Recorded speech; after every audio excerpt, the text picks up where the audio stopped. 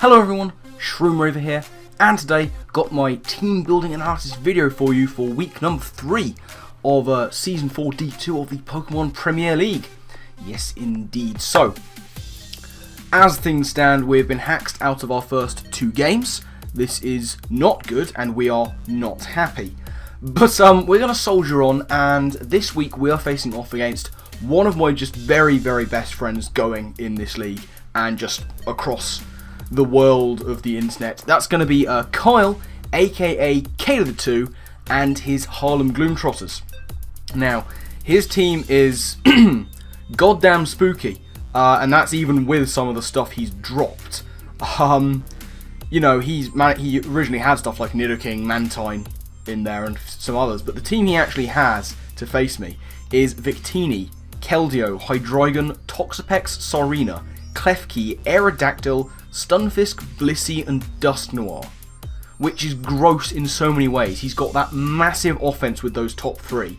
Aerodactyl coming in as a Z user, along with Hydreigon and Victini as the special one. Sarina can go either way, and then just, I mean, Toxapex, Sarina, Klefki, Stunfisk, Blissey, Dusknoir is disgusting. So, you know, it's not going to be easy. Breaking through his stuff, I have Wall Breakers, that's all good. Thing is, he's got far more bulk than I could ever hope to have, and I don't have stops to quite a lot of what he's got. So I'm going to have to play quite risky here and see how we do. So first Pokemon I'm going to be bringing in my team for this game is going to be Stupid Build and Necrozma. We've got a fully specially defensive set here with that Careful Nature, Psychocut, Earthquake, X-Scissor and Morning Sun with the Lumberry. This is going to be sort of attempt to stop number 1 to Keldeo, which is one of his biggest threats. Necrozma can tank pretty much any given hit from a Keldeo, and recover up and hit it hard with Psychocut. His moves, Necrozma's moves, hit the vast majority of Kyle's team for super effective damage, or at least neutral. And that Keldeo, even if it's a calm mindset, Psychocut will be doing enough damage to break a sub and to do significant damage along the way. Next up, we have Barrett the Terrakion, another Lumberry set. This is just max attack, max speed, jolly nature, close combat, earthquake, swords dance, rock polish. We've gone with a double dance set. If God forbid I manage to get those set up, I will be able to just sweep through him with any luck, especially with some prior damage. And you know, I can come in on a V-Crate, having V-Crated Victini and scare it out and get one thing set up. I can come in on a Blissey, get something set up, take a Thunder Wave, potentially get my Lumberry, you know. There's a few things that I could potentially set up on it, even maybe the Toxapex, depending on his set. The Dusknoir is another one potentially, but Dusknoir is something along the lines of a few others on his team I'm going to have to get damage on before I can sweep the Terrakion.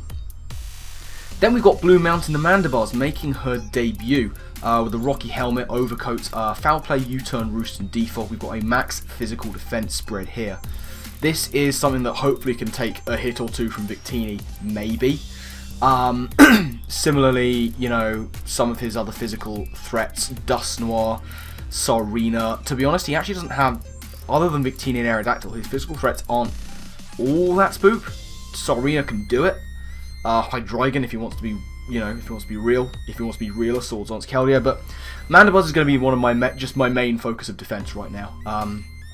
Just, you know, roost up where it can, tank hits, defog, keep stuff away, get myself some initiative and foul play where I can. That'll do nice damage to the likes of the Victini, the Dusknoir, the Aerodactyl, maybe the Sarina. So that should be good.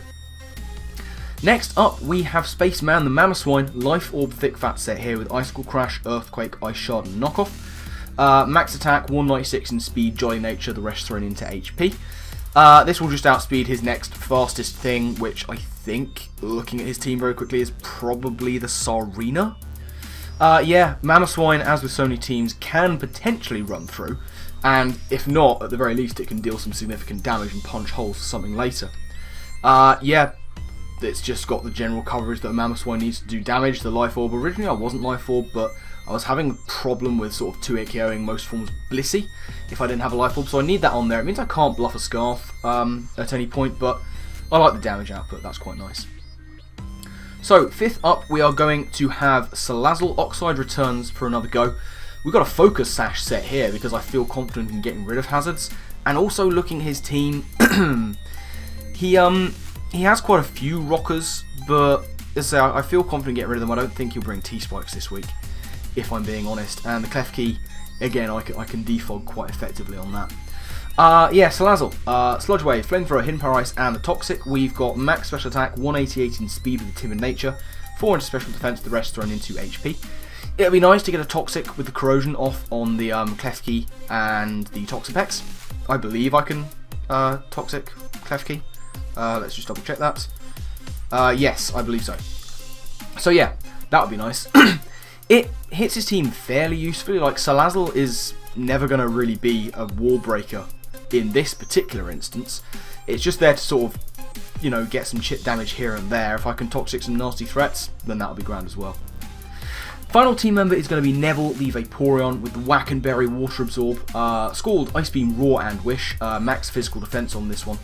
Another sort of pseudo answer to Victini and Keldeo, really.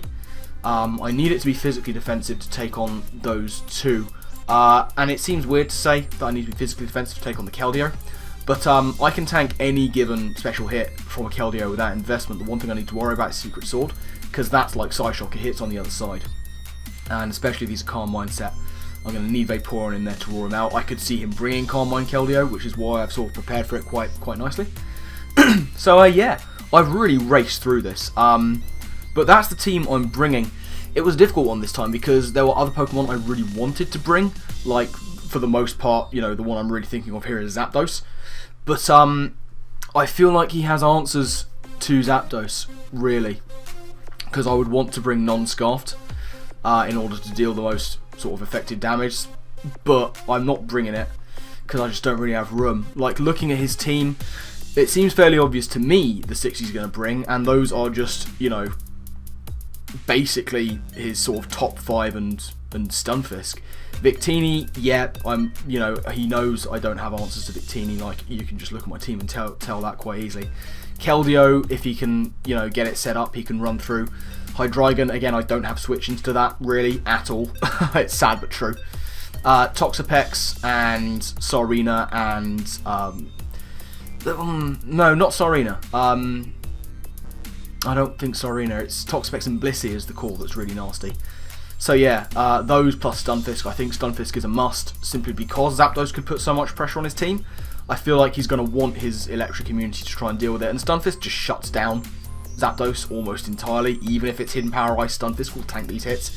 So yeah, the 6 I'm thinking are Victini, Keldeo, Hydreigon, Toxapex, Stunfisk and Blissey. Those are the ones I would expect him to be bringing. But this is Kyle, and you never really can tell with him. He is a very talented battler and a very canny builder. You know, this is the guy who week 1 of the Battle Union brought a bulky, toxic, fire spin, hidden power, water, roost Megazard X. So you never know. The guy's a maverick. But yeah, that's my team. That's the team I think he's going to bring, and that is going to wrap things up from this team building video. A nice quick one as ever. So thank you very much for watching. I do hope you've enjoyed. Links down in the description to my boy Kyle. Please do make sure you go and check him out. He is a lovely guy and, as I say, a very talented battler and a good friend. So do go and click his links. Do it. It'll be fun. But yeah, that is it from me. I've rambled on a little bit. So yeah, look out for the battle coming up hopefully tomorrow. But until that time, thanks again for watching, and I'll see you next time. Laters.